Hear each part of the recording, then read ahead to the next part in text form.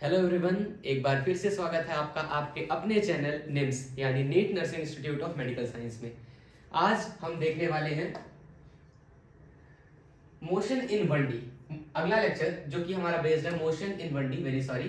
ठीक है, तो जैसा कि आपको स्लाइड में दिख ही रहा होगा कि हम आज स्टार्ट करने वाले हैं नया चैप्टर जिसका नाम है मोशन इन 1 डायमेंशन। आप लोगों को इसके पिछला वीडियो मिल चुका होगा जो मैंने यूनिट एंड डायमेंशन पे लिया है। इसके अलावा प्रारंभ सीरीज में ही अंकुश सर भी पढ़ा रहे हैं। अंकुश सर ने सबसे पहले इलेक्ट्रोमैग्नेटिक वेव का वीडियो डाला था। इसके अलावा डुअल नेचर ऑफ लाइट्स का भी वीडियो अपलोड हो ही रहा होगा जो कि आपको मिल जाएगा। तो चलिए फिर स्टार्ट करते हैं हम लोग मोशन इन 1D।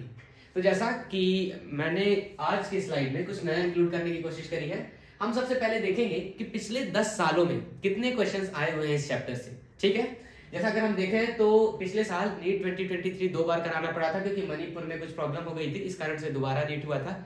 तो उस नीट में भी यूनिट एंड डायमेंशन से एक क्वेश्चन आया था। आफ्टर दैट नीट 2023 उसमें भी एक क्वेश्चन देखने को मिला था।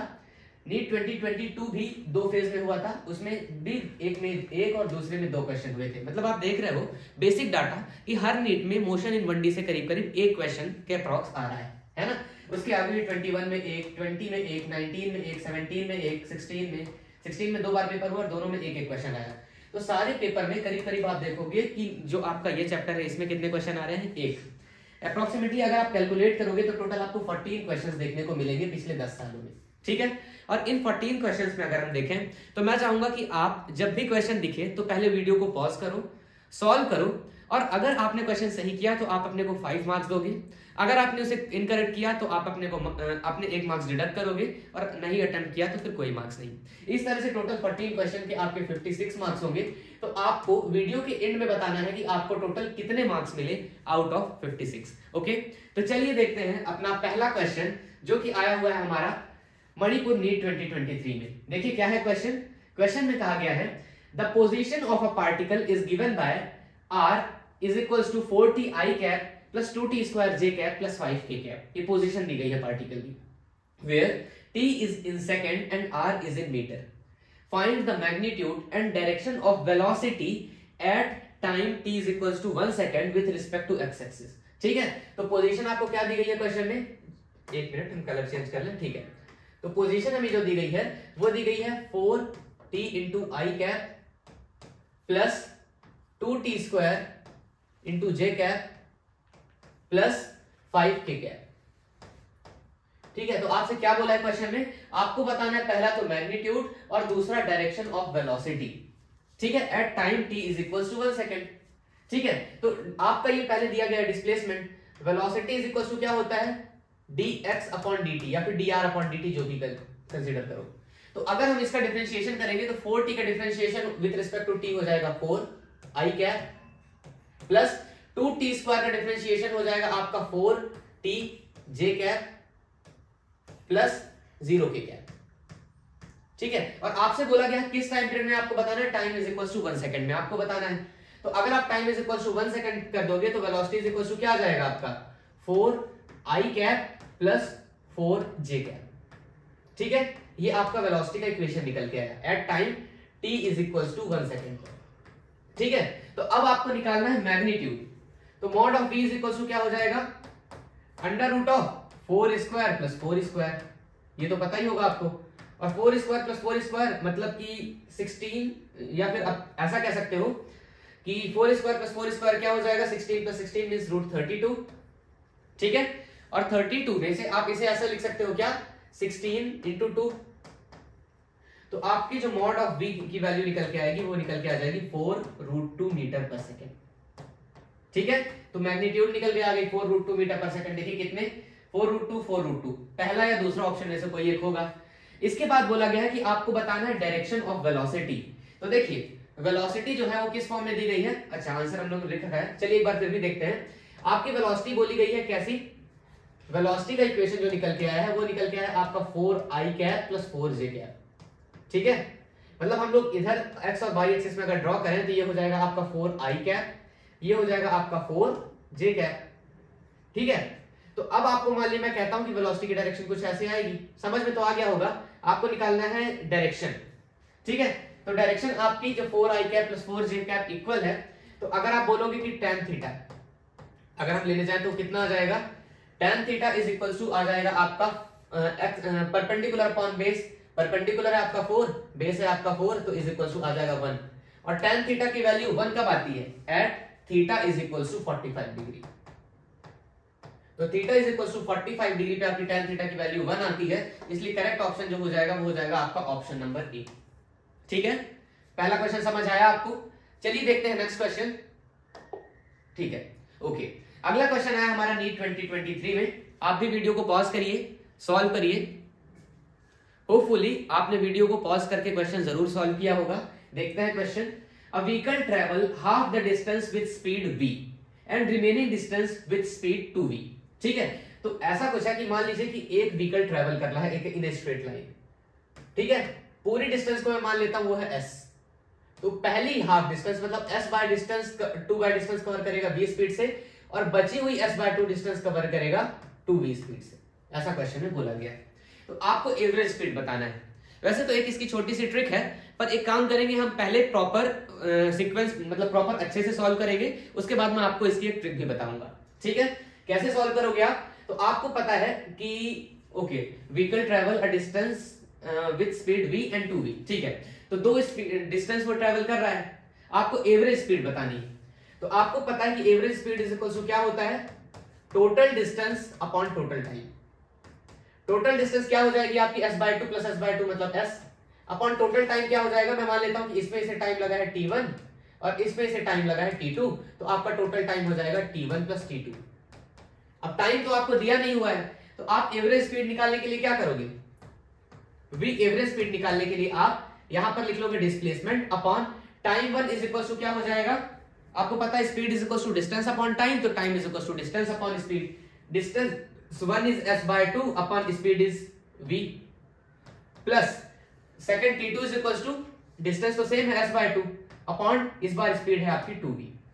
ठीक है, आगे सॉल्व करते हैं, देखिएगा तो ये क्या बन जाएगा आपका s अपॉन, यहां पे हम s कॉमन ले लेते हैं। देखिएगा s को कॉमन ले लिया तो आपका ये क्या बन गया 1/2v प्लस 1/4v। ठीक है, ये s और s आपका कैंसिल आउट हो गया, तो एवरेज स्पीड आपकी क्या निकल के आ जाएगी, एवरेज स्पीड आपकी निकल के आ जाएगी 1 अपॉन, नीचे कॉमन ले लेंगे हम लोग 4v, तो ये आ जाएगा हमारा 2 प्लस 1, 4v चला जाएगा ऊपर, तो आपका आंसर आ जाएगा 4v अपॉन ऑफ 3। तो एवरेज स्पीड आपकी क्या निकल के आ गई 4v अपॉन 3। ठीक है, लेकिन ये तो आपका प्रॉपर सीक्वेंस में सॉल्व करने का तरीका हो गया। इसके अलावा एक इसकी ट्रिक भी है। ट्रिक क्या है कि अगर कोई पार्टिकल दो इक्वल हाफ मतलब डिस्टेंस ट्रेवल कर रहा है, वो दोनों हाफ में डिस्टेंस इक्वल है, मतलब यहां पे भी डिस्टेंस s/2 है, यहां पे भी डिस्टेंस s/2 है, तो उस वक्त पर एवरेज स्पीड या एवरेज वेलोसिटी निकालने का फार्मूला होता है आपका 2 times of v1 v2 upon of v1 plus v2, 2 times of v1 v2 upon v1 plus v2। ये कब फार्मूला फॉलो होगा, ये तब ही फॉलो होगा जब पार्टिकल ने दोनों ही हाफ पर डिस्टेंस इक्वल कवर की हो। अगर वो अनइक्वल डिस्टेंस कवर करेगा तो ये वाला फार्मूला वैलिड नहीं होगा। ठीक है, तो आगे देखते हैं, v average is equal to क्या आ गया, v average equal to 2 times of initial velocity है आप मतलब पहले वेलोसिटी थी v, बाद में वेलोसिटी हो गई आपकी 2v upon v1 plus v2 मतलब v प्लस 2v।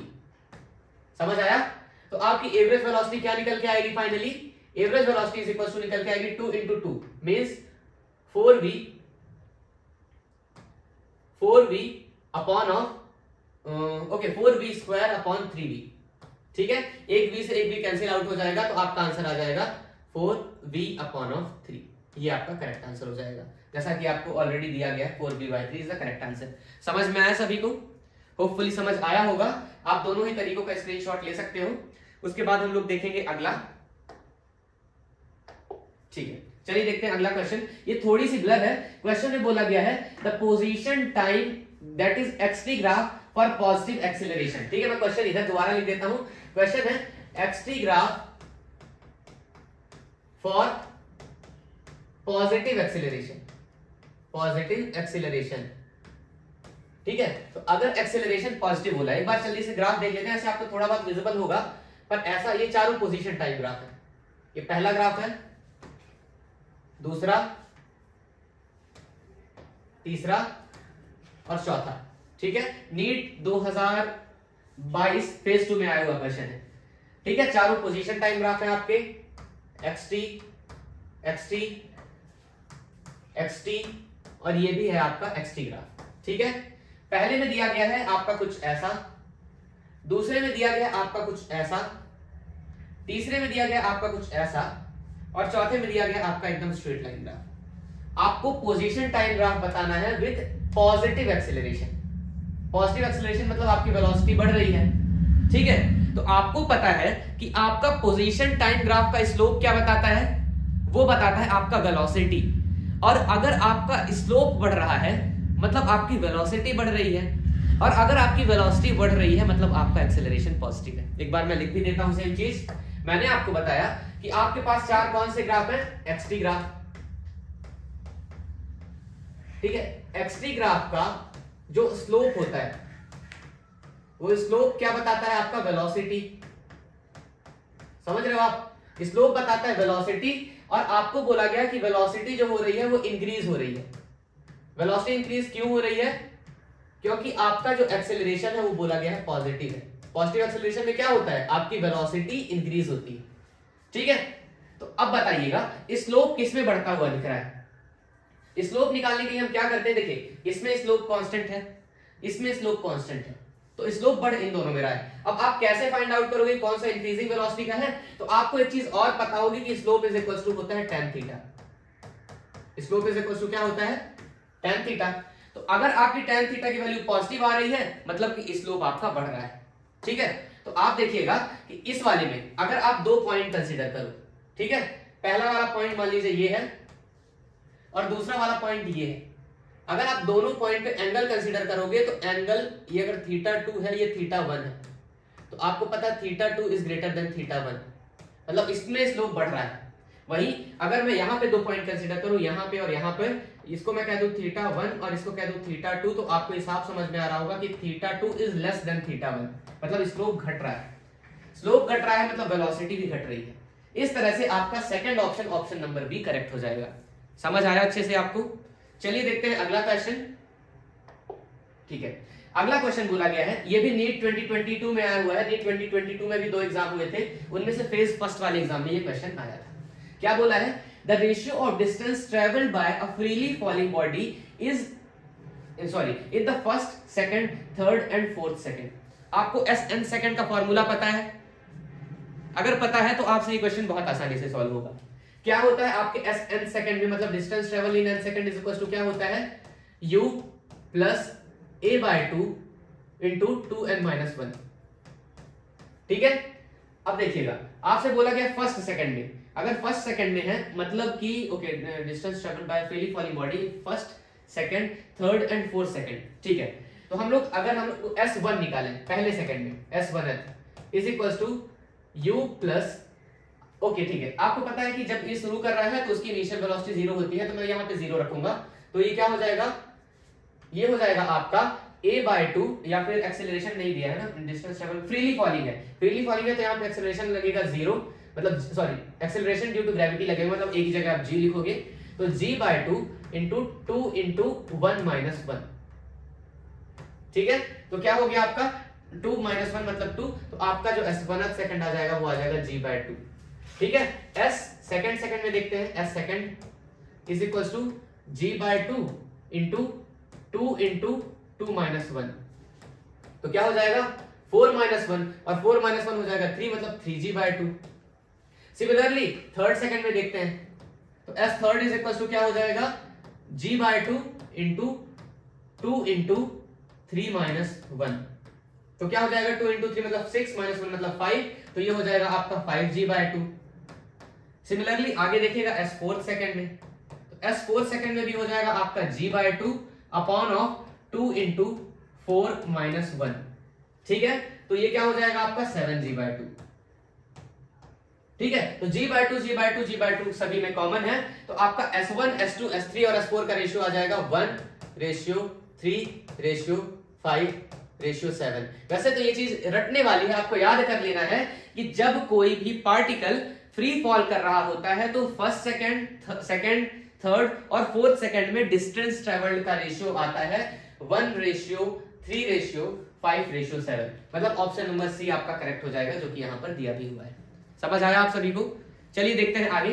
अगला क्वेश्चन है जो कि आया हुआ है आपका नीट 2022 फेज 1 में, मतलब नीट 2022 फेज 1 में 2 क्वेश्चन आए हुए। ठीक है, क्या लिखा गया है देखिएगा, the displacement time graph for two moving particle make an angle 30 degree and 45 degree with the X axis as shown in figure, the ratio of their velocity is. ठीक है, मैंने आपको अभी पिछले क्वेश्चन में बताया कि जो आपका डिस्प्लेसमेंट टाइम ग्राफ होता है, जो आपका एक डिस्प्लेसमेंट टाइम ग्राफ होता है, तो डिस्प्लेसमेंट टाइम ग्राफ का स्लोप, वैसे आपको एक चीज तो पहले से पता होगी कि स्लोप को हम लोग tan थीटा भी कहते हैं।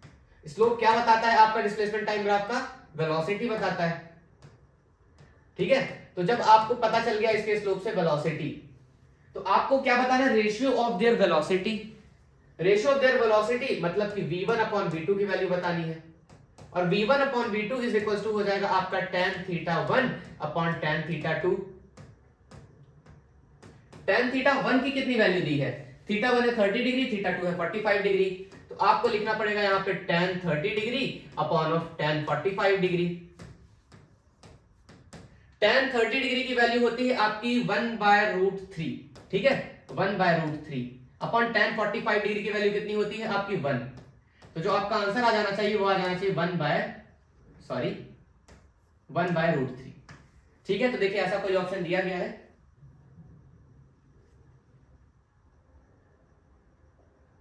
ठीक है, होपफुली विजिबल होगा। 1/√3 इज दी ऑप्शन। चौथा ऑप्शन दिया गया 1/√3 जो कि आपको दिख भी रहा होगा। तो देखते हैं ये क्वेश्चन सही है या नहीं। बिल्कुल, option number D is the correct answer. ठीक है, आगे चलते हैं अगले क्वेश्चन की तरफ। अगला क्वेश्चन है आपका नीट 2021 से। ठीक है, क्या बोला गया क्वेश्चन में, चलिए देखते हैं। A small block slide down on a smooth inclined plane starting from rest at t is equals to 0. Let Sn be the distance traveled by the block in the interval t is equals to n-1 to n. ठीक है, तो जो particle है उसने n-1 से n second तक जो distance चली है, तो वो डिस्टेंस क्या है, Sn अपॉन, ओके ठीक है, तो वो डिस्टेंस है आपकी Sn। तो आपसे क्या बोला गया है कि आपको Sn upon Sn1 plus Sn+1 का रेशियो बताना है। ठीक है, तो आपका बॉटल, ओके ठीक है, ठीक है, तो चलिए देखते हैं क्वेश्चन में। अब ओके, स्मॉल ब्लॉक, ठीक है, ठीक है, तो आपके पास एक इंक्लाइन प्लेन है, ठीक है, यहां से पार्टिकल क्या कर रहा है, स्लाइड कर रहा है इस इंक्लाइन प्लेन में। ठीक है, इनिशियली वो कैसा है, इनिशियली वो रेस्ट पे है, और let Sn be the distance travel by the block in time interval. ठीक है, तो उस इंटरवल के बीच उस पार्टिकल ने इतनी डिस्टेंस ट्रेवल करी है, तो आपको बताना है Sn अपॉन Sn+1 का रेशियो। ठीक है, तो एक बात बताइएगा, जब पार्टिकल इनिशिएट कर रहा है मूव करना, ठीक है, एक बार आप इसे सॉल्व करिएगा पहले पॉज करके। ठीक है, सॉल्व किया आपने, ओके, तो देखिए क्या बोल रहा है आपको कि आपको Sn अपॉन Sn+1 का रेशियो बताना है। आपको पता है डिस्प्लेसमेंट इज इक्वल टू क्या होता है जब इनिशियल वेलोसिटी 0 हो। आपको बोला गया रेस्ट मतलब इनिशियल वेलोसिटी 0 है, तो आपको फार्मूला पता है डिस्प्लेसमेंट का, ut + ½ at² होता है। ठीक है, हम लोगों ने ये वाला फार्मूला क्यों यूज किया, ये वाला फार्मूला इसलिए यूज किया क्योंकि यहाँ पर बात की गई है टाइम की और डिस्प्लेसमेंट की, और इनिशियल वेलोसिटी बोल दिया गया है पहले ही आपकी 0। तो Sn अपॉन Sn+1 में क्या बोला गया है कि ओके ½ gt², मतलब कि वो अच्छा वो जब वो यहां से फॉल करेगा तो वो नीचे किसके कारण आ रहा है, एक्सेलरेशन ड्यू टू ग्रेविटी के कारण। तो यहां पे आपको एक ही जगह रखना है g, तो आप लिखोगे g/2 इंटू टाइम क्या है आपका, टाइम है आपका initially Sn, okay, the ratio of Sn upon Sn+1, ये आपसे क्वेश्चन में बोला गया है। ठीक है, तो सबसे पहले Sn बोला गया है, तो S इज इक्वल टू, ठीक है, मतलब nth सेकंड की ये बात कर रहा है। ठीक है, ठीक है, एक काम करते हैं, चलिए हम लोग Snth वाला फार्मूला लगाएंगे। ठीक है, वेरी सॉरी, यहां पे हमसे थोड़ी सी गलती हुई, हमें Snth वाला फार्मूला लगाना है।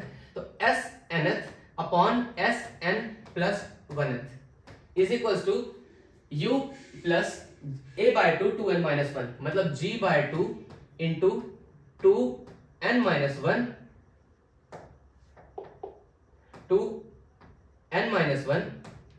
अपॉन ऑफ, यहां पे फिर से आ गया g/2 इंटू 2 इंटू n क्या है, सॉरी n+1, 2 इंटू n+1 - 1। ठीक है, वेरी सॉरी, हमसे गलती हो गई, हमें nth वाला फार्मूला लगाना था यहाँ पे। अब तो बिल्कुल ठीक है। चलिए देखते हैं क्या करते हैं, इस इन दोनों को कट कर देते हैं, तो g/2 कैंसिल आउट हो गया, तो आ गया आपका क्या 2n-1 अपॉन 2n + 2 - 1। ठीक है, तो क्या हो गया ये फाइनली, अगर आप इसे बनाओगे तो ये बन जाएगा 2n-1 अपॉन ऑफ 2n + 1। ठीक है, 2n-1 अपॉन 2n + 1, होपफुली आपको आखिरी तक विजिबल होगा। ठीक है, तो क्या हो गया ये 2n-1 अपॉन 2n + 1, ऐसा कोई ऑप्शन है? बिल्कुल, option number D is the correct option here. ठीक है, ठीक है, 2n-1 upon 2n + 1, 2n-1 upon 2n + 1, ये चीज ध्यान दीजिएगा, ऑप्शन नंबर सी में दिया गया ना 2n-1 अपॉन 2n + 1। ठीक है, ओके, बिल्कुल ऑप्शन नंबर सी में। तो ये भी ध्यान दीजिएगा, ऑप्शन पहचानने में भी गलती कभी कभार हो जाती है, तो ये चीज भी हमें ध्यान देना है। ठीक है, हम लोग कहां तक सॉल्व कर चुके हैं क्वेश्चन? हम लोग सॉल्व कर चुके हैं question, okay, 2n-1 upon 2n + 1, अभी भी हम लोगों ने यहीं तक सॉल्व किया है। ठीक है, चलिए चलते हैं नेक्स्ट क्वेश्चन में। एक स्लाइड खाली छुट्टी हुई थी, इसलिए थोड़ी सी कंफ्यूजन हुआ। बिल्कुल, चलिए देखते हैं अगला। ठीक है, नेक्स्ट क्वेश्चन है आपका नीट 2019 में आया हुआ है ना। ओके, हाँ, लास्ट स्लाइड यही थी। नेक्स्ट स्लाइड नीट 2019 का क्वेश्चन देखते हैं, क्या बोला गया है। The speed of a swimmer in still water is 20 मीटर/सेकंड, the speed of river is 10 मीटर/सेकंड and is flowing due east. If he is standing on a south bank and wishes to cross the river along the shortest path, then angle at which he should make his stroke with respect to north is given by। ठीक है, तो होता क्या है कि यहां पर swimmer को चलना है किधर? अच्छा, एक बार हम लोग पहले ड्रॉ कर लेते हैं। देखिए, हम लोग डायरेक्शन हमेशा ऐसे बनाते हैं, नॉर्थ ऊपर, साउथ नीचे, ईस्ट राइट में, वेस्ट लेफ्ट में। ठीक है, तो ये मैंने बना दिया एक रिवर के बैंक का डायग्राम। अगर ये नॉर्थ है, ये साउथ है, तो अभी आपका स्विमर किस पोजीशन पर है? यहां पर आपका स्विमर है। ठीक है, और आपकी जो रिवर है वो इधर चल रही है, ईस्ट की तरफ चल रही है ना, तो आप लिखोगे velocity of river with respect to ground is equal to है आपकी 10 मीटर/सेकंड ड्यू ईस्ट। ठीक है, अगर स्विमर को शॉर्टेस्ट पाथ में कवर करना है, मतलब वो कैसे जाएगा? ऐसे, मतलब कि velocity of swimmer with respect to ground is equal to ये हो जाएगा, मैं लिख दूंगा velocity of swimmer with respect to ground. ठीक है, दूसरी चीज, velocity of swimmer with respect to river, ये हो जाएगा velocity of swimmer with respect to river. देखिए, रिवर के रिस्पेक्ट में स्विमर ऐसा कूदेगा, पर ग्राउंड के रिस्पेक्ट में वो ऐसा जाएगा, तब तो वो शॉर्टेस्ट पाथ कवर करेगा। समझ आया? जो स्विमर है वो अगर इधर कूदेगा तो वो इधर जाएगा, तो रिवर के रिस्पेक्ट में वो किधर कूद रहा है? इधर। लेकिन जब आप बाहर से देख रहे हो तो उसका पाथ क्या हो रहा है? इधर। तो समझ में आया कि मैंने क्यों इसे velocity of swimmer with respect to river और velocity of swimmer with respect to ground बोला। समझ आया? एक बार देखने की कोशिश करिएगा, होपफुली समझ आया होगा। तो चलिए देखते हैं आगे। अब आपको क्या बोला गया है कि the angle eight which he should make his stroke, मतलब आपको ये थीटा एंगल बताना है। ठीक है, आसानी है, आपको पता है कि ये थीटा एंगल बताना है, और आपके पास क्या क्या चीज है? आपके पास है velocity of swimmer in still water, मतलब velocity of swimmer with respect to river कितनी दी गई है? ये 20 मीटर/सेकंड, और velocity of river with respect to ground ये कितनी दी गई है आपकी? 10 मीटर/सेकंड। आपको ये निकालने के लिए बोला गया थीटा एंगल। तो थीटा एंगल आपको दिख रहा है कि थीटा एंगल के सामने ये परपेंडिकुलर हो गया, ये हाइपोटेनस हो गया। तो परपेंडिकुलर और हाइपोटेनस आता है साइन थीटा में, तो आप लिख दीजिए sine theta is equal to perpendicular upon hypotenuse. Perpendicular है आपका velocity of river with respect to ground, और आपका हाइपोटेनस है velocity of swimmer with respect to river.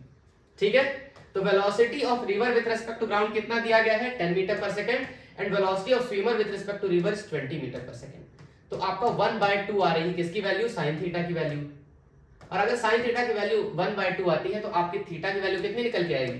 Theta की वैल्यू निकल के आएगी आपकी 30 डिग्री। ठीक है, समझ आया आपको? तो आपका करेक्ट ऑप्शन होना चाहिए 30 डिग्री वेस्ट। वेस्ट क्यों? देखिए, आपसे बोला गया है कि he at which he should make his stroke with respect to north. तो ये नॉर्थ है, मैंने पहले बताया ये नॉर्थ है, नॉर्थ के 30 डिग्री वेस्ट पर। समझ आ रहा है? नॉर्थ के 30 डिग्री वेस्ट पर, इसलिए आपका आंसर 30 डिग्री वेस्ट लिखा गया। मतलब मान लीजिए कोई और ऑप्शन दे देता 30 डिग्री ईस्ट, 30 डिग्री साउथ, तो आपको इस हिसाब से बताना पड़ेगा कि 30 degree west from north. Okay, चलिए आगे देखते हैं। बिल्कुल ऑप्शन नंबर डी करेक्ट है, 30 डिग्री वेस्ट फ्रॉम नॉर्थ। आगे चलते हैं।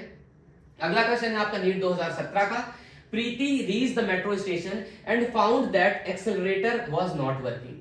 She walked up the stationary accelerator in time t1 on the other day. मतलब ऐसा कुछ है कि आपके पास एक्सेलरेटर है, वहां पर प्रीति जब ऐसा कुछ है कि जब प्रीति वहां आती है तो देखती है एक्सेलरेटर चल नहीं रहा है और उसे एक्सेलरेटर में चलते हुए जाना पड़ता है। तो जब वो चलते हुए जाती है तब उसे टाइम लगता है t1। After that on the other day she remained stationary on a moving accelerator, then the accelerator take her up in t2 time। मतलब जब वो वहां पर जाकर एक्सेलरेटर चल रहा होता है, वहां पर जाकर वो खड़ी हो जाती है, तब वो उसे एक्सेलरेटर t2 टाइम तक ऊपर पहुंचा देता है। then time taken by her to walk up the moving accelerator। ठीक है, तो जब वो वॉक करके जाती है एक्सेलरेटर पे, उस वक्त पे उसे टाइम लगता है t1, और जब वो स्टैंड कर जाती है, मतलब सिर्फ एक्सेलरेटर मूव करता है, उस वक्त पे वो उसे टाइम लगता है t2। आपको तो एक चीज पता होगी ना कि जाना उसे नीचे से ऊपर ही है, मतलब डिस्टेंस को इक्वल ही कवर करती है।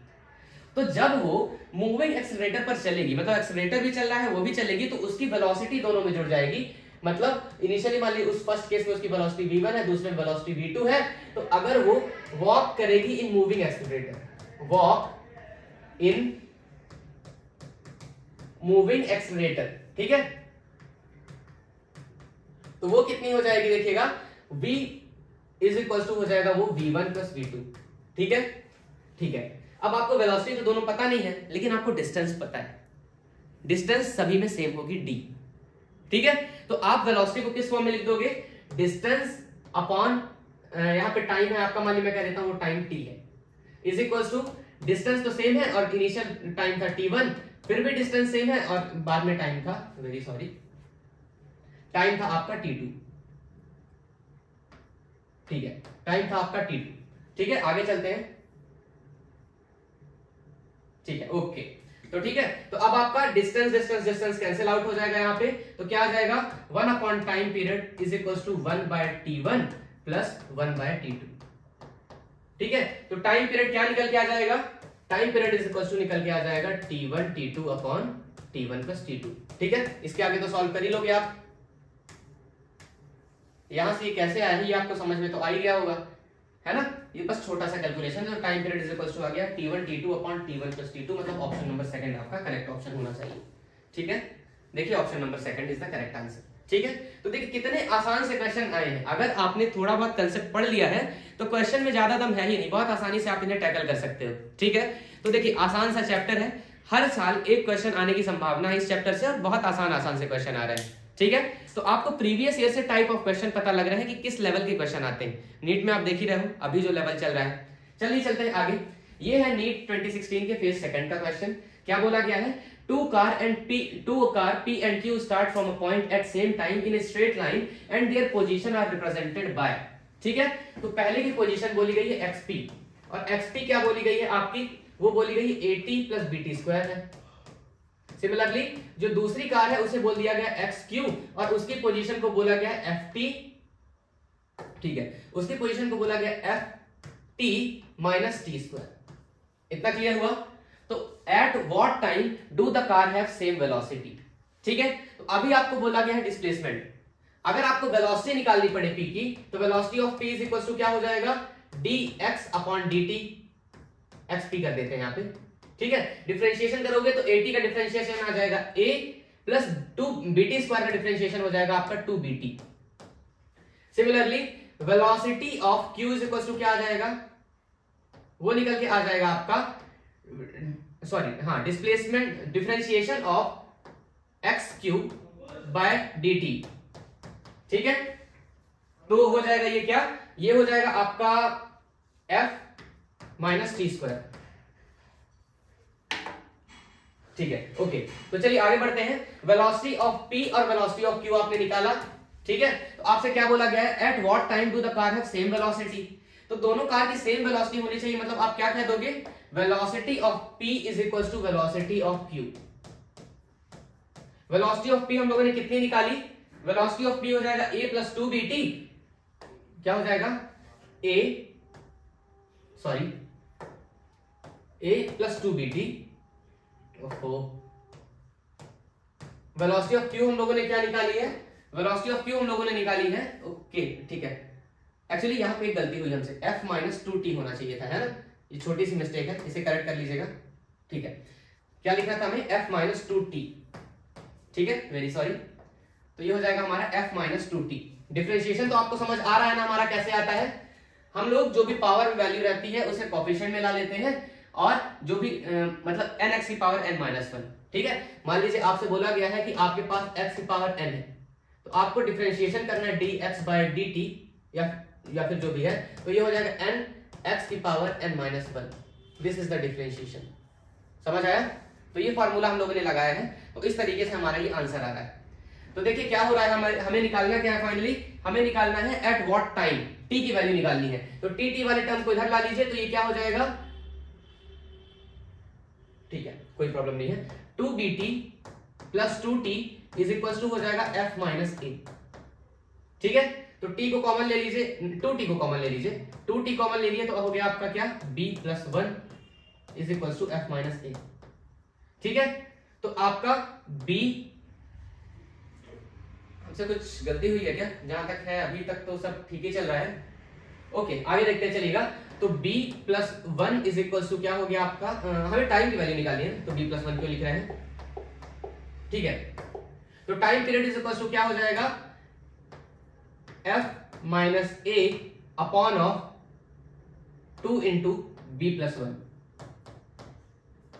ठीक है। Time period is equal to f minus a upon 2 into B plus 1, f minus a upon 2 into B plus 1, समझ आ रहा है आपको। देखिए डी ऑप्शन ही करेक्ट है आपका, है ना, इसमें ज्यादा क्लियरली विजिबल होगा, f minus a upon 2 into 1 plus b या फिर b प्लस 1, बात तो एक ही है, ठीक है। आसान सा क्वेश्चन आया था नीट 2016 के फेज 2 में, ठीक है। आगे चलते हैं, ओके ठीक है, शायद स्लाइड शो नहीं हो रही है यहाँ पे, देखते हैं क्या प्रॉब्लम आ रही है। हम लोगों ने ये तो सॉल्व कर ही लिया, ठीक है। चलते हैं आगे, 23 स्लाइड में भी क्वेश्चन था पर अभी वो विजिबल हो नहीं रहा है, चलिए ठीक है। नेक्स्ट क्वेश्चन देखते हैं 25 नंबर। 25 नंबर में क्या बोला गया, ये AIPMP 2015 का कैंसिल पेपर है। क्या बोल रहा है क्वेश्चन में देखिएगा, a particle of unit mass undergo one dimensional motion such that its velocity vary according to v is equals to, क्या बोला गया है, v is equals to beta into x की पावर माइनस 2n, ये velocity की value दी गई है, where beta and n are constant and x is the position of particle, ठीक है। बीटा कांस्टेंट है, n कांस्टेंट है और x जो है वो पोजीशन ऑफ पार्टिकल है। देन एक्सेलरेशन बताना है आपको, क्वेश्चन में दिया गया है आपको वेलोसिटी और बोला गया कि आप निकालिए एक्सेलरेशन, ठीक है। तो एक काम करते हैं, आपको पता है कि वेलोसिटी का जो फॉर्मूला होता है, वेलोसिटी से आपको निकालना है एक्सेलरेशन। आपने एक्सेलरेशन का ये वाला फॉर्मूला लिखा है, सुना है। देखिए हमको करना क्या है कि वेलोसिटी जो आपकी दी गई है वो किसके रिस्पेक्ट में दी गई है, एक्स के रिस्पेक्ट में दी है ना। तो अगर वेलोसिटी एक्स के रिस्पेक्ट में दी गई है तो आप सबसे पहले आपको अगर डिफरेंशिएट करोगे तो आप इसे dv बाय dx करोगे। अब dv बाय dx से एक्सेलरेशन कैसे निकलेगा, तो एक्सेलरेशन का जो फॉर्मूला होता है आपको पता है, एक ये फॉर्मूला भी होता है v into dv upon dx। सुना आपने ये फॉर्मूला, नहीं सुना है तो चलिए मैं एक बार बता देता हूं ये फॉर्मूला कैसे आता है। एक्सेलरेशन इज इक्वल टू, आपको पता है क्या होता है, dv बाय dt, है ना। और वेलोसिटी इज इक्वल टू क्या होता है, वेलोसिटी इज इक्वल टू अगर आप निकालने जाओगे, ठीक है, तो देखिएगा क्या करना है हमें यहाँ पर, हाँ तो एक्सेलरेशन हमें निकालना था। एक्सेलरेशन इज इक्वल टू क्या होता है, change in velocity upon time, और वेलोसिटी इज इक्वल टू क्या होता है, displacement upon time, change in displacement upon time, और डिस्प्लेसमेंट अपॉन टाइम क्या हो जाता है, वेलोसिटी, है ना। ऐसा कुछ मैंने अभी बताया, क्या एक्सेलरेशन इज इक्वल टू होता है आपका change in velocity upon time, और वेलोसिटी इज इक्वल टू क्या हो जाता है, वेलोसिटी इज इक्वल टू हो जाता है डिस्प्लेसमेंट अपॉन टाइम। ओके ठीक है, तो ये हो जाएगा आपका displacement upon time, displacement upon time into 1 by dt। तो आ जाएगा इस तरह से आपका आंसर निकल के आ जाता है v into dv by dt, ठीक है। होपफुली समझ गए होगे आप, थोड़ा सा कंफ्यूजन जरूर रहा है। आगे देखते हैं, तो आप इस फॉर्मूले में से अप्लाई करोगे तो एक्सेलरेशन इज इक्वल टू क्या निकल के आ जाएगा, वेरी सॉरी। तो आपको पता है कि यहाँ पर वेलोसिटी की वैल्यू क्वेश्चन में ऑलरेडी दी गई है, आपको dv बाय dx की वैल्यू निकालनी है, ठीक है। तो dv by dx is equal to क्या निकल के आ जाएगा, dv by dx is equal to हो जाएगा आपका जो -2n सामने आ जाएगा, -2n इंटू बीटा एक्स की पावर -2n-1। ठीक है, ये आ गया डी बाई डी एक्स।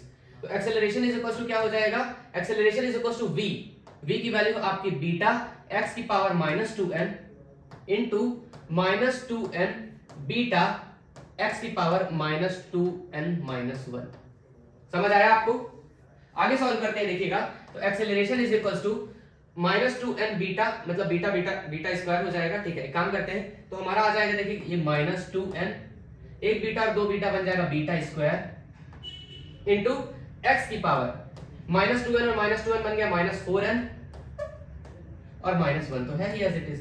तो a इज इक्वल टू आ गया -2n बीटा स्क्वायर एक्स की power -4n-1 -2n beta beta square -2n beta square x की power -4n-1। Option number D is correct. समझ आया आपको? Option number D is correct, -2n beta square x की power -4n-1। ठीक है, hopefully ये question भी समझ आया होगा आपको। आगे चलते हैं, ये नीट 2013 में आया हुआ क्वेश्चन है, कर्नाटका में जो हुआ था। नीट मतलब 2013 में भी 2 बार हुआ था, कर्नाटका में दोबारा कंडक्ट कराना पड़ा था।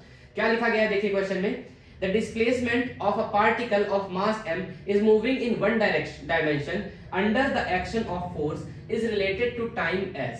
ठीक है, तो टाइम और डिस्प्लेसमेंट का रिलेशन क्या बताया गया है, time is equals to √(x+3), यही लिखा गया है, time is equals to √(x+3). The displacement of particle when its velocity is 0, तो जब उसकी वेलोसिटी 0 होगी उस वक्त पर आपको क्या बताना है, डिस्प्लेसमेंट बताना है। ठीक है, तो एक काम करते हैं, चलिए डिस्प्लेसमेंट निकाल लेते हैं पहले। तो डिस्प्लेसमेंट इज इक्वल्स टू क्या आ जाएगा आपका t-3। ठीक है, तो डिस्प्लेसमेंट, सो डिस्प्लेसमेंट की वैल्यू कितनी आ जाएगी, t-3 का स्क्वायर। समझ आया आपको? ये हमारी डिस्प्लेसमेंट की वैल्यू आ गई t-3 का स्क्वायर। ओके, आगे चलते हैं। सो अब क्वेश्चन में बोला गया है डिस्प्लेसमेंट इक्वल्स टू t-3 का स्क्वायर। अब जब जब उसकी वेलोसिटी 0, ठीक है, तो एक काम करते हैं हम लोग, सबसे पहले इसको, ठीक है, हाँ, तो हम लोग सबसे पहले निकाल लेते हैं वेलोसिटी। तो वेलोसिटी इज इक्वल्स टू क्या हो जाता है हमारे पास, dx/dt। Okay, dx/dt is equals to क्या हो जाएगा, 2 इंटू t-3 की पावर 2-1 मतलब 1। मतलब वेलोसिटी इज इक्वल्स टू क्या निकल के आ गई, वेलोसिटी की वैल्यू निकल के आ गई 2t-6। और आपको पता है कि वेलोसिटी कितनी करनी है आपको, 0। तो 0 इज इक्वल्स टू आ गया आपका 2t-6। तो क्या हुआ आपका, देखिएगा, तो आपका निकल के आ गया 2t इज इक्वल्स टू 6, और 2t अगर 6 के बराबर हो गया तो टाइम पीरियड 3 हो गया। मतलब t is equals to 3 second पे आपकी वेलोसिटी कितने निकल के आ जाएगी, 0 निकल के आ जाएगी। समझ आया? तो अगर आपको वो टाइम पता चल गया तो अब आप डिस्प्लेसमेंट में उस टाइम पीरियड की वैल्यू रखो जब वेलोसिटी 0 है। ठीक है, तो हम चलिए रखते हैं वैल्यू अगले में t-3 का स्क्वायर। ठीक है, तो डिस्प्लेसमेंट की वैल्यू आपको कितनी दी गई है, t-3 का होल स्क्वायर। टाइम पीरियड की वैल्यू कितनी रखनी है आपको, 3 सेकंड। तो आप रखोगे यहाँ पे 3 - 3 का स्क्वायर, मतलब 0 का स्क्वायर, तो डिस्प्लेसमेंट इज इक्वल टू आ जाएगी 0 मीटर। मतलब जिस वक्त पर वेलोसिटी 0 होगी उस वक्त पर आपका डिस्प्लेसमेंट भी 0 रहा होगा। मतलब ऑप्शन नंबर बी आपका करेक्ट ऑप्शन हो जाएगा। ठीक है, होपफुली प्रॉपर्ली ये क्वेश्चन भी समझ आया होगा आपको। चलिए आगे देखते हैं नेक्स्ट क्वेश्चन। ओहो, क्वेश्चन नंबर 29 भी, ओके ठीक है सर, क्वेश्चन नंबर 29 भी गायब है। ठीक है, हमारे पास एक ही आंसर वाला क्वेश्चन है, मतलब दिख तो रहा नहीं है। चलिए एक बार सॉल्व तो कर ही लेते हैं। ठीक है, क्या बोला गया है, stone fall freely under gravity, it cover distance h1, h2 and h3 in first 5 seconds, next 5 seconds and next 5 seconds respectively, then relation between h1, h2 and h3 is। ठीक है, तो क्या बोला गया है कि आपका स्टोन मान लीजिए यहां से ड्रॉप किया जाता है। अब वहां पे 3 टाइम पीरियड बोले गए हैं, 3 अलग अलग टाइम में। मान लीजिए ये है फर्स्ट 5 सेकंड, ये है अगला 5 सेकंड और ये है अगला 5 सेकंड। ठीक है, तो तीनों में डिस्टेंस क्या बोली गई है, इसमें बोला गया डिस्टेंस इसकी h1, इसमें डिस्टेंस h2 और इसमें डिस्टेंस आपकी h3। तो आपको क्या बताना है, h1, h2 और h3 में रेशियो बताना है। ठीक है, फ्री फॉल है तो फ्री फॉल में आपकी u की वैल्यू कितनी होगी, 0। तो s1 कितनी वैल्यू आ जाएगी, s1, या फिर h1 इसे करिए, h1 ही दिया गया है, h1 करते हैं। h1 की वैल्यू आ जाएगी ut + ½ at² ut plus half, एक ही जगह हम जी कर देते हैं, जी टी स्क्वायर। आपको पता है फ्री फॉल है, फॉल फ्रीली अंडर ग्रेविटी, तो आपकी इनिशियल वेलोसिटी हो जाएगी 0। ठीक है, तो आपकी जो h1 की वैल्यू निकल के आएगी वो क्या निकल के आएगी 1/2। जी की वैल्यू क्वेश्चन में हमें कितनी लेने को बोला है, ठीक है, जी की वैल्यू नहीं लेनी है तो जी ही रख लेते हैं, टी स्क्वायर, टी का मतलब 5 स्क्वायर। तो h1 की वैल्यू आपकी क्या निकल के आ जाएगी, ओके, जी की वैल्यू हम वैसे अपने से 10 ही ले लेते हैं, ठीक है, 10 ले लेना ज्यादा बेटर है। ठीक है, तो क्या हो जाएगा आपका, देखिएगा 25 इंटू जी मतलब 10, 250/2, तो h1 की वैल्यू आ जाएगी हमारी 250/2 मतलब 125। ठीक है, आगे देखते हैं 125 मीटर। अब देखिए यहां से यहां तक की जब आपको टोटल डिस्प्लेसमेंट निकालनी होगी तो आप फॉर्मूला लगा सकते हो। मैं ऐसा कहूंगा कि h1 प्लस h2 की वैल्यू जब आप निकालोगे तो वो क्या निकल के आएगी, u into T plus 1/2 into G T square. आपको पता है कि अभी ये डिस्प्लेसमेंट निकालना है, लेकिन यहां से आपको ये वाली वेलोसिटी तो पता नहीं है, इसलिए आप यहां से यहां तक की डिस्प्लेसमेंट निकाल लो और उसके बाद फिर ये वाला माइनस कर देना। तो h1 प्लस h2 कितना निकल के आ जाएगा, h1 plus h2 is equal to निकल के आ जाएगा, इनिशियल वेलोसिटी तो आपकी 0 ही है, पता ही है आपको, 1/2 जी की वैल्यू है 10 इंटू टी स्क्वायर मतलब कि 10 स्क्वायर। ठीक है, तो 100 इंटू 10,000, 1000/2 मतलब 500 मीटर। लेकिन 500 मीटर जो है वो h1 प्लस h2 की वैल्यू आई है, तो h2 की वैल्यू कितनी आ जाएगी 500 माइनस h1, तो 500 माइनस h1 मतलब 500 माइनस कितना है 125, तो कितना निकल के आ जाएगा 375 मीटर। ठीक है, आगे देखते हैं h3। तो h3 जो निकलेगा वो कैसे निकलेगा, ठीक है, पिछले वाले पेज में हम करने की कोशिश करते हैं। देखिएगा आपको पता है कि h3 इकट्ठा नहीं निकलेगा, आपको ये यहां से लेके यहां तक पूरी निकालना पड़ेगा और उसके बाद ये वाली डिस्प्लेसमेंट माइनस कर देनी पड़ेगी, मतलब h1 माइनस h2 कर देना पड़ेगा। पीछे कर लेते हैं, पीछे वाला पेज हमारा खाली है। तो कैसे निकालोगे आप, आपको पता है कि h1 plus h2 plus h3 is equal to निकल के आ जाएगा ut plus 1/2 into G into T square. ठीक है, इनिशियल वेलोसिटी तो आपकी 0 है ही, ut होना चाहिए था, वो 0 है, 1/2 जी की वैल्यू है आपकी 10 और टी स्क्वायर मतलब कि 15 स्क्वायर। ठीक है, तो 15 स्क्वायर कितना हो जाएगा 225 और 225 टन्स। ओके, ठीक है, क्या करेंगे हम लोग 225 इंटू 10/2 मतलब 2250/2, तो कितनी वैल्यू आ जाएगी आपकी, वो वैल्यू निकल के आ जाएगी आपकी 1125 मीटर। तो ये h1 plus h2 plus h3 की वैल्यू आ गई 1125 मीटर।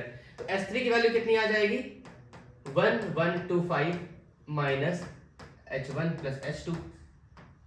h1 प्लस h2 की वैल्यू पिछले क्वेश्चन में कितनी निकाली थी हम लोगों ने 500, तो 11 मतलब पिछले पेज में हम लोगों ने निकाली थी 500, तो 1125 माइनस 500 तो कितना आ जाएगा ये 500 मतलब 625।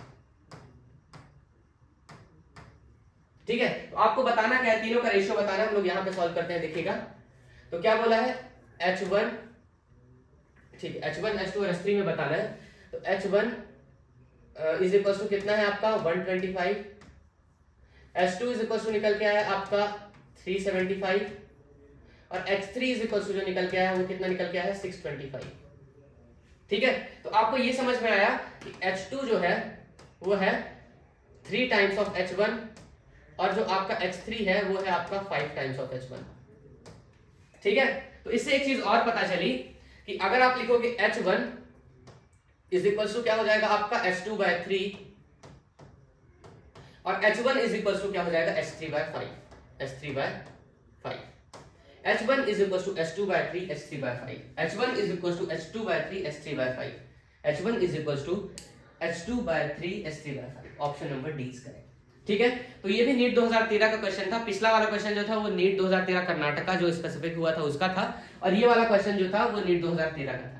ठीक है, तो हम लोगों ने आज शायद 14 क्वेश्चन करे हैं, बीच में एक क्वेश्चन शायद कट गया था इसलिए 13 क्वेश्चन देते हैं हमें। तो 13 क्वेश्चन में आपको ये ध्यान से जरूर बताना है कि आपने किसने क्वेश्चन खुद से करेक्ट किए। ठीक है, एक चीज और, आपको हर क्वेश्चन नया पैटर्न का मिला होगा। ठीक है, तो आपको यह सीखने को मिला कि आप सिर्फ यहां पर क्वेश्चन सॉल्व करना नहीं सीख रहे हो, हर क्वेश्चन के साथ एक नया कंसेप्ट भी सीख रहे हो, है ना।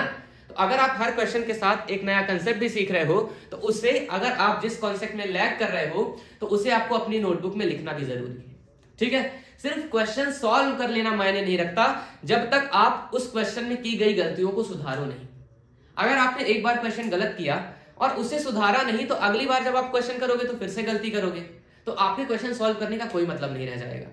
इसलिए जब भी मैं क्वेश्चन दूं पहले तो आपको पॉज करके खुद से सॉल्व करना है, और उसके बाद अगर आपसे किसी भी कारण से वो क्वेश्चन गलत हो जाता है तो अपनी गलती को एनालाइज करिए, उस क्वेश्चन को करेक्ट करिए, और उसके बाद अगली बार के लिए उस क्वेश्चन को नोट करके रखिए कि इसे मैं 1-2 बार रिवाइज करूंगा जिससे नेक्स्ट टाइम ये गलती ना हो। ठीक है, तो इसी के साथ हम इस लेक्चर को एंड करते हैं। थैंक यू सो मच इतना पेशेंस दिखाने के लिए। जल्द मिलते हैं अगले लेक्चर में, तब तक के लिए थैंक यू सो मच।